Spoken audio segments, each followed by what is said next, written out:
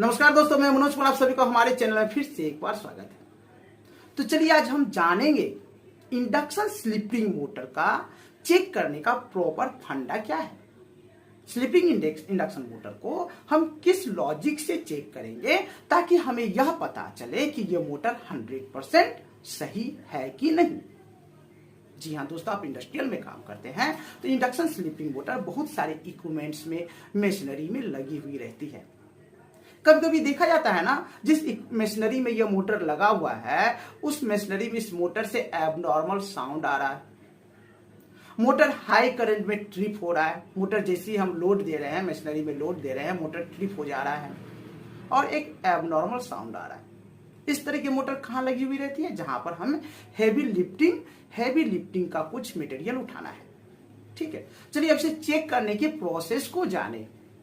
सबसे पहले तो दोस्तों, यदि मशीनरी में मोटर लगा हुआ है, चल रहा है ना, ट्रिप हो जा रहा है या साउंड आ रहा है, तो सबसे पहले क्या करेंगे, लगे हुए मोटर में जो स्टेटर कॉइल है एंड रोटर कॉइल है, दोनों का करंट हम चेक करेंगे। इस टाइप के मोटर में स्टेटर कॉइल तो रहता ही रहता है, रोटर में भी कॉइल रहता है। स्टेटर कॉइल की एम्पियर को, करंट को मैंने चेक किया, रोटर करंट मैंने चेक किया।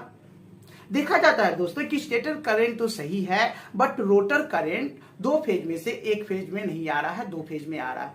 या तो देखा जाता है कि रोटर करंट हम जैसे ही चेक कर रहे हैं, मेरा रोटर करंट समथिंग 0.1 या 2 के आसपास आ रहा है। इसमें जार्क करंट, जो स्टार्टिंग जार्क करंट होता है, स्टार्टिंग इंटेनियस करंट होता है, वो करंट नहीं ले रहा है।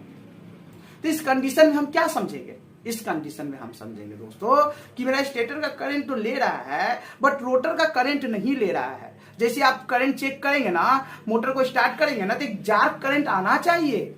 मेरी बात को ध्यान से समझिएगा। स्टार्टिंग इंटेनियस करंट आना चाहिए, जिसे हम जार्क करंट के नाम से जानते हैं। जार्क करंट आना चाहिए, रोटर हो या स्टेटर, दोनों में जार्क करंट आना चाहिए। ठीक है, यदि जार्क करंट नहीं आता ना दोस्तों, तो सिंपली जो इसका लॉजिक है, मेन फंडा है, इसे आप, इस मोटर को आप रोटर में जो लगे हुए रेजिस्टेंस के साथ इसका कनेक्टिविटी है उसको ओपन कर दें, रोटर लीड को निकाल कर बाहर रख दें और स्टेटर में 415 वोल्ट सप्लाई दें। रोटर वोल्टेज चेक कर लें जो मोटर के नेम प्लेट में मिल जाएगा। यदि रोटर वोल्टेज आपको नहीं मिलता है, जो लिखा हुआ है उसके आसपास नहीं मिलता है, 0 मिलता है या 10, 15, 20 वोल्टेज मिलता है, तो डेफिनेटली दोस्तों रोटर कॉइल शॉर्ट हो गया है, जिसके वजह से इसमें एबनॉर्मलिटी साउंड आ रही है। ओके, और आप देखेंगे दोस्तों मशीनरी लोड भी नहीं ले पाएगा। ठीक है, इस तरह से इस टाइप के मोटर को हम चेक करते हैं।